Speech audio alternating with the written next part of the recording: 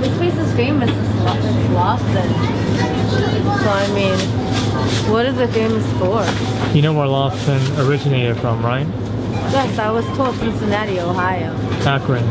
Oh, Akron. Home of LeBron James. Home of LeBron James. Everybody will remember Akron now.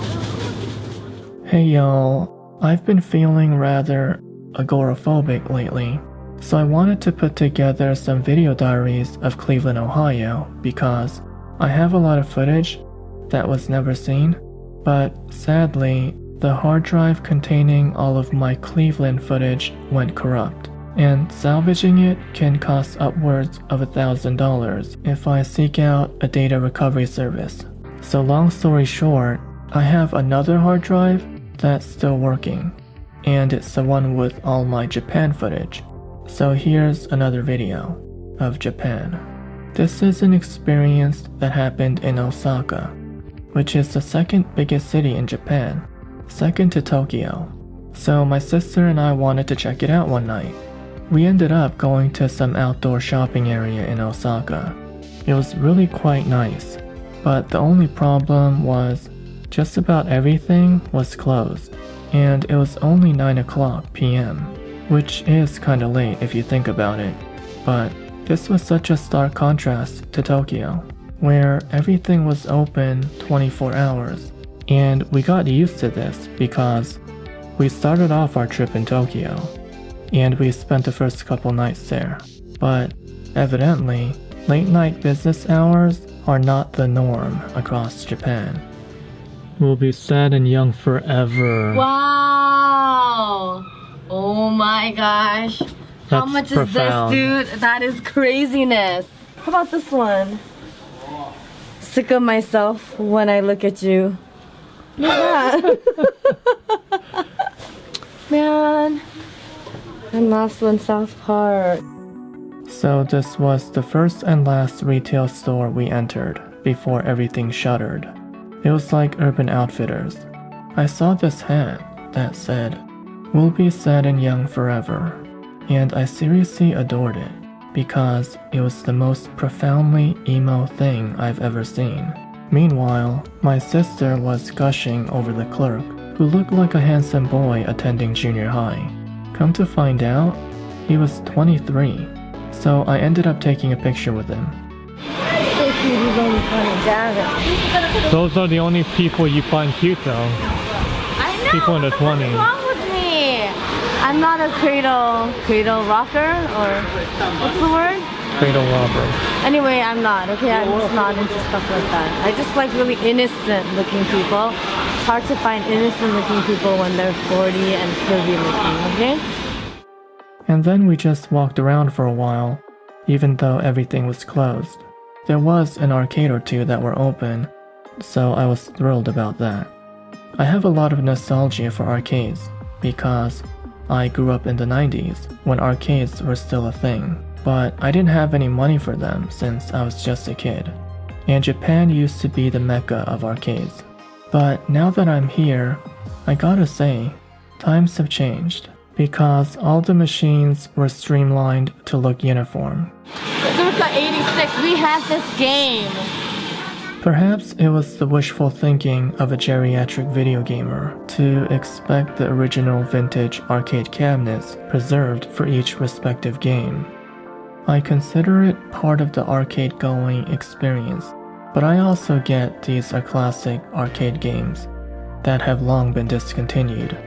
So from a business standpoint, it would make sense to modernize everything for efficiency. See, my butt's gonna fit because I have a small butt. But, see, I make this chair look big, but it's actually a children's chair, I presume. Let's have you try sitting and let's see if you fit. Oh shoot, you fit too. There, hi Pooh. Say something, dude. Literally looks like Pooh's looking at me. Hi Pooh. Shut up and hand me your honey. What? Shut up and hand me your honey. The grandpa's laughing at us. Hi.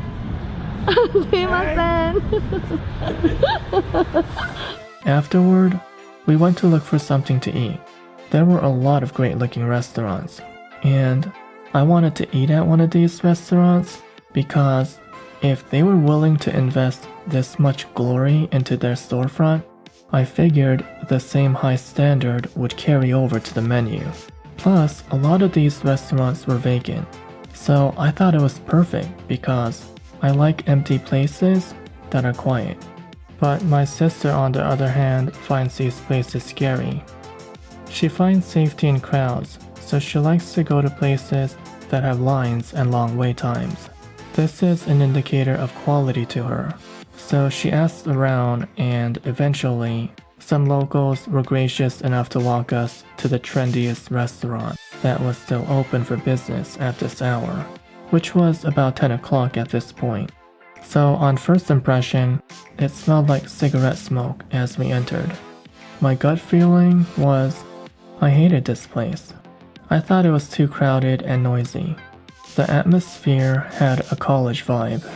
It seemed like everyone there were students.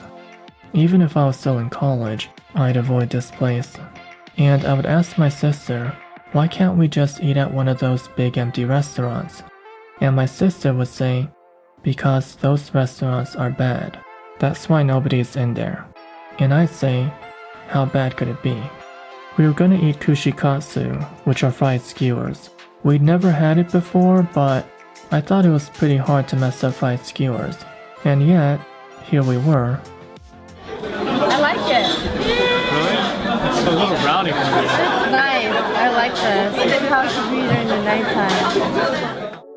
So, we ordered fried skewers in assorted flavors, like mushroom and lotus and asparagus. We also tried the okonomiyaki, which is like a Japanese pancake, and I admit, it was delicious. So I kind of got over the crowd and the secondhand smoke. How much is like a pancake in Korea? I'm trying to compare it to the price of That Pujangmacha we went to was expensive. It was like $12 on that thing. And I was telling to mom that's not the right price. it was $6. Amazing how in Korea you're like $6 is too expensive, and then Japan it's like $100. Here you go, take my money. So worth it. No, Mickey Mouse. Oh, Pluto, where are you? My sister decided to take a chance by ordering something called ice cream green soda. Without really knowing what it was, I told her it was probably a root beer float with melon soda. Melon soda pop is the only thing I'd been drinking since I got here, and it's only available in Japan.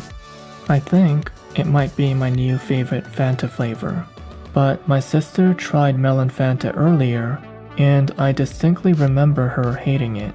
So I tried to warn her that she was ordering melon Fanta, but she wouldn't listen to me, and lo and behold, it was an ice cream float with melon Fanta. So I thought she would hate it, like earlier, but somehow she was suddenly singing a different tune. So I was just given this green soda with ice cream in it. It was called green ice cream soda on the menu. I was expecting this to be some green drink tasting like ice cream since we're in Japan. But what was I thinking? It's just green soda with ice cream. So let me, I already actually tried it, but I'll try it again. Kind of tastes like bubblegum. Kind of tastes like there's like a hint of licorice. I know that sounds really gross, but it's actually pretty yummy. It's 380 yen. I could imagine myself buying this again. It's a pleasant surprise. I'm not really getting any of the ice cream taste yet, so I'm gonna try. Yeah, I still am not getting any of the ice cream taste. So the waiter here brought me this huge spoon, which I will not be able to put into my mouth, as you can see. I don't know why. I mean, I guess this is just funny. It's like what you use to scoop the ice cream, if anything. So the food on its own was tasty, and I had no complaints, until we got to the ice cream kushikatsu at the end. On the menu, it looked like a popsicle, but when we received it, it was more like a bite-sized lollipop. There was such a size discrepancy from what was pictured on the menu that I had an uneasy feeling about it. I suspected that our server was pulling one on us. I could see him being the type that pranks innocent tourists. So when I reflect on my memories of Osaka, they're bittersweet. But I'm curious about your impressions of Osaka, Japan. Thank you for listening, and I'll talk to you later. Bye.